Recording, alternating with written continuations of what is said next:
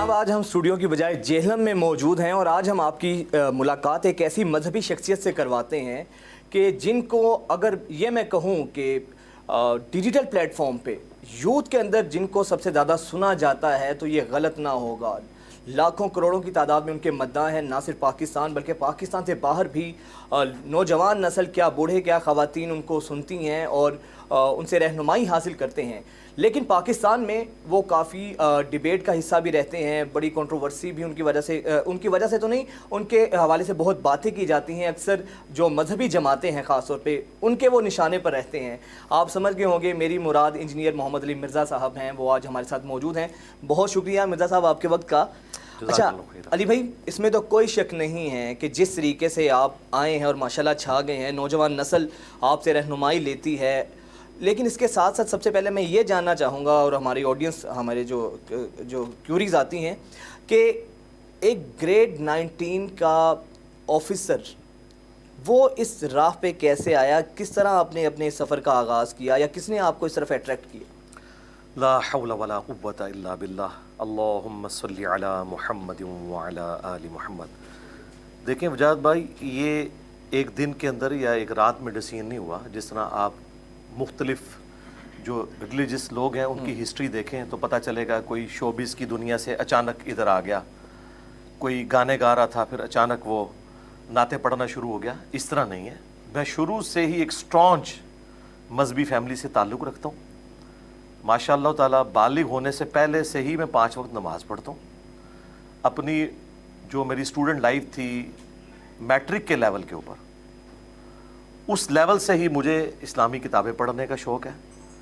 फिर कॉलेज में भी और यूनिवर्सिटी में भी मैं पैरेलल में अपनी तालीम के साथ इस्लामी किताबें पढ़ता था।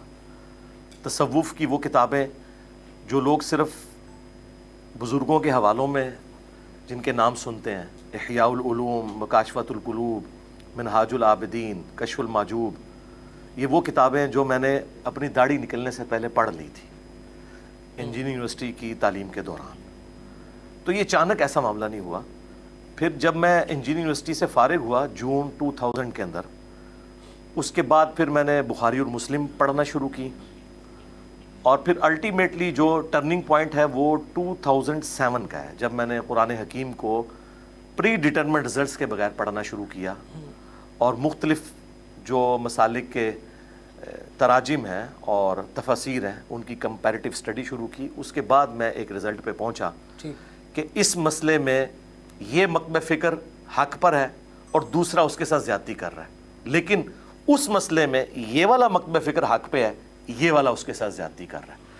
इसके बाद एक ऑप्टिमल सोल्यूशन मेरे सामने है, जिसे हम अपनी इंजीनियरिंग की लैंग्वेज में कहते हैं, जब कई ज़्यादा कॉन्ट्राडिक्शन वाली चीज़ें बैक वक्त आ रही हों तो एक ऐसा ऑप्टिमल सोल्यूशन जो फिट इन बैठे, ज़ाहिर है वो वही होगा जो कुरान और सुन्नत के मुताबिक होगा।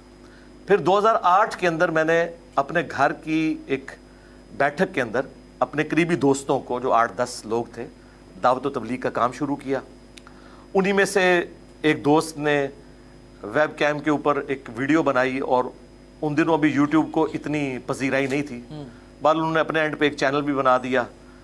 और फिर 2010 अक्टूबर के अंदर हमने प्रॉपर कुरान क्लासेस रिकॉर्ड करनी शुरू की और वो वेब कैम पे ही लैपटॉप में अपने सामने रखता था, वो 1.5 मेगापिक्सल वाला छोटा सा कैमरा। जब वो यूट्यूब के ऊपर चढ़नी शुरू हुई, असल में जो यूट्यूब को बूम आया है वो 2010 के बाद आया है।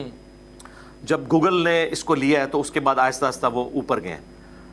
वो जब वीडियोस पब्लिकली आम होना शुरू हुई, फिर लोगों को आइडिया हुआ कि यार ये कोई आवाज़ उठ रही है।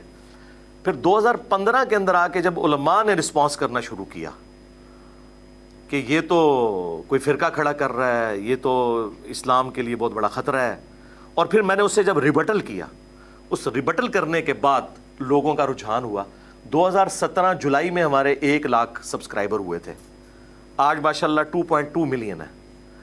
तो ये सारे के सारा आपको जो दुनिया ज़ेर ज़बर होती नज़र आ रही है ना, ये समझ लें 2017 से अभी आने से पहले मैं रेटिंग पढ़ा था एक, उसके अंदर सबसे ज़्यादा जो पाकिस्तानी जो हमारे मजहबी रहनुमा है सबसे ज़्यादा आपकी रेटिंग है, मसलन आपको सुना जाता है।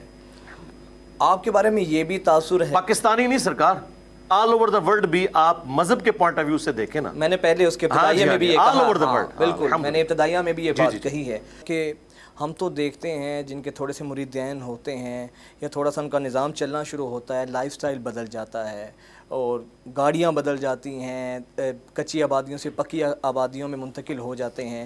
آپ کو تو لاکھوں کروڑوں سننے والے ہیں، آپ کو فالو کرتے ہیں، نہ تو آپ اپنی مونیٹائزیشن کرواتے ہیں پیجز کی، نہ وہاں سے ارننگ لیتے ہیں. تو کیا وجہ ہے؟ آپ کو ضرورت نہیں ہے پیسوں کی، اس کی وجہ کیا ہے؟ میں چونکہ اسے جائز نہیں سمجھتا نا. آپ کسی بھی عالم دین سے پوچھیں. تو جو باقی عالم دین سارے لے رہے ہیں وہ ناجائز ان کی ذمہ داری وہ خود اللہ کو جواب دیں گے. جو علماء دین عقیدہ توحید اور ختم نبوت میں کرپشن کر سکتے ہیں، مال کی کرپشن تو بڑی چھوٹی چیز ہے.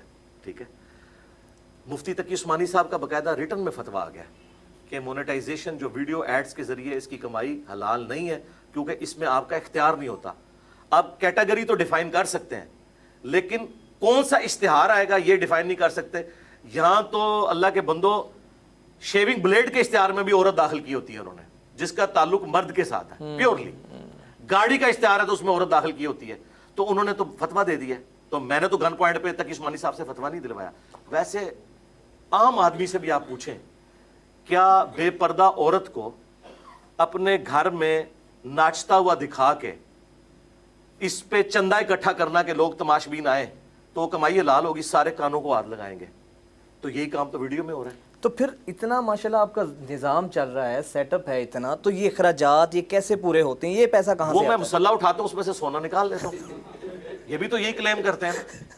اور دوسرا یار، میں ادھر کون سا ایسا نظام چلا رہا ہوں؟ میں نے کوئی لنگر تو نہیں اس طرح کھولا بھائی یار. خرچے پھر بھی اللہ کے بندو، سموسا دودھ پتی ہم نے کھایا ہے. ہاں تو سرکار میں نے کوئی یہاں آپ کے سامنے کوئی فرائی فش تو نہیں رکھ دی نا یار. اتنا لگے لتھے تو نہیں رکھ دی، سموسا بھی نہیں کھوا سکتے.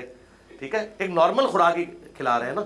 اور دوسرا، اتوار والے دن ہی ہوتا ہے، یہ تو نہیں روزانہ کوئی لنگر چل رہا ہے اور کوئی بہت بڑے لیول کا ادھر خرچہ ہے.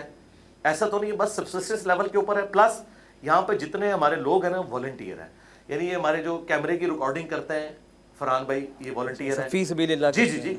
اب مجھے اگر کیمرہ مین رکھنا پڑے تو میں تو 40-50 ہزار روپیہ پے کروں گا نا اسے، کہ پورا اتوار وہ میرے ساتھ ہوتا ہے فنکشن کے لیے. اس طرح جو ایڈیٹنگ کا کام کرتے ہیں ہمارے ایک اور، ان کا نام بھی فرحان ہے. تو اب آئی ٹی کا بندہ میں 35-40 ہزار روپے پہ رکھوں تو وہ تو فریلی اس کام کو کر رہے ہیں. اچھا، پھر میں جو کچھ بولتا ہوں اور یہ ویڈیوز بنتی ہیں، میں بھی نہیں کسی سے پیسے لے رہا. تو ہم نے اپنے چینل کو ویڈیو ایڈز کے اوپر مونیٹائز نہیں کیا ہوا، صرف امیجز کے اوپر کیا ہوا ہے. لیکن ویڈیو ایڈز پہ ہم مونیٹائز کریں تو ہماری کمائی 60 سے 70 لاکھ 80 لاکھ مہینے کی بنتی ہے. لیکن جو امیجز کے اوپر آپ کرتے ہیں وہ اس کا 10واں 15واں حصہ بھی نہیں بنتی. بہرحال وہ ہمیں یوٹیوب سے اتنی انکم ہو جاتی ہے کہ ہم یہ چھوٹے موٹے جو اپنے اخراجات ہیں اس میں سے مینیج کر لیتے ہیں. جان کو اتنا خطرہ ہے آپ کے، اللہ آپ کو زندگی دے، تو کوئی نہ گارڈز آپ کے ساتھ ہیں نہ سیکیورٹی. گارڈز ہوتے ہیں، وہ آپ کو نظر نہیں آتے، ہوتے ہیں گارڈز. اچھا، ہوتے ہیں، اللہ کے بھی ہوتے ہیں اور اللہ کے بندوں کے بھی گارڈز ہوتے ہیں ساتھ. لوگ مجھ سے پوچھے تھے کہ علی بھائی سے پوچھے گا کہ کتنے بڑے گھر میں رہتے ہیں، طرز زندگی کیا ہے، گاڑی کون سی ہے ان کے پاس؟ گاڑی تو میرے پاس نہیں، میری ضرورت ہی نہیں گاڑی. گاڑی ہے ہی نہیں آپ کے نہیں، پاس؟ گاڑی ہے ہی نہیں ہے. گاڑی کو رکھنی ہے میں نے، میرے پاس ایک موٹر بائک ہے، میری ضرورت پوری کر رہی ہے. گاڑی کو رکھنی. تو گھر میری دادی ماں کے نام پہ ہے، وہ 3.5-4 مرلے کا گھر ہے، اس میں ہم رہتے ہیں. 3.5-4 مرلے کے گھر میں آپ رہتے ہیں؟ ہاں جی، وہ بھی پرانے سٹائل کا بنا ہوا ہے. وہ آلموسٹ کوئی 60 سال پرانا ہے. بیچ میں میری جب شادی ہوئی تو ایک اس کے پورشن کو تھوڑا سا دوبارہ تعمیر کیا تھا، اس کو بھی تعمیر کیے ہوئے 20 سال ہو چکے ہیں اس حصے کو. تو باقی اللہ کا شکر ہے، گزارا ہو رہا ہے. دنیا کی ہر فیسلٹی میرے گھر میں موجود ہے. ہائی سپیڈ انٹرنیٹ ہے، ٹھیک ہے جی. سولر بھی میں نے اب لگوا لیا ہے. اور زمین میں پانی تو جہلم میں 25-30 فٹ پہ ویسے ہی آ جاتا ہے. بورنگ بھی موجود ہے اور CCTV کیمرے بھی لگائے ہوئے ہیں. اور میں ادھر ادھر ٹریولنگ تو کرتا ہی نہیں ہوں، اس لیے مجھے ایسا، اور ٹریولنگ جو ہے بھی ہے وہ بھی انڈکلیئرڈ ہوتی ہے، تو ضرورت نہیں.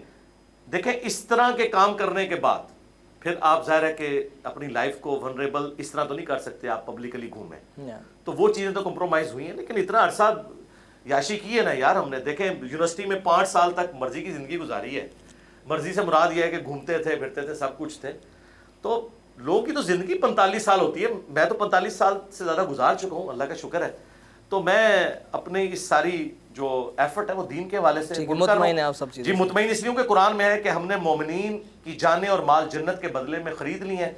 مومنین کو چاہیے کہ اس بیعت کے اوپر، اس کاروبار کے اوپر خوشیاں کریں کہ اللہ سے انہوں نے سودا کیا ہے، اللہ انہیں جنت دے گا، وہ اپنی جان اور مال دیں.